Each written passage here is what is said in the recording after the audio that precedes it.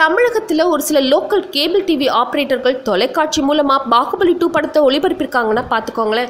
பாகுபலி 2 திரைப்படம் வெளியாகி 2 வாரங்கள் நிறைவடைந்த நிலையில் 1000 கோடி ரூபாய்க்கு மேலே வசூல் செய்து சாதனை படைச்சிட்டு வருது. மேலும் 1500 கோடி ரூபாய் வர வசூலை ஈட்டும் அப்படின்னு சொல்லப்பட்டிருக்கு. படம் வெளியாகி 2 வாரங்கள் ஆனால் கூட தியேட்டரில் மக்களோட கூட்டம் இன்னும் அலைமோதுது அப்படின்னு தான் சொல்லப்படுது.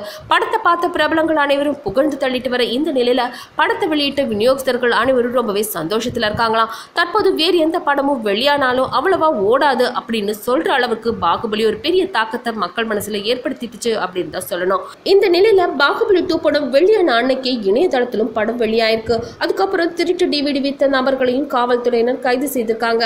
இந்த நிலையில தமிழகத்துல சில லோக்கல் சேனல்களில் பாகுபலி 2 திரைப்படம் ஒளிபரப்பப்பட்டது தெரிய வந்திருக்கு.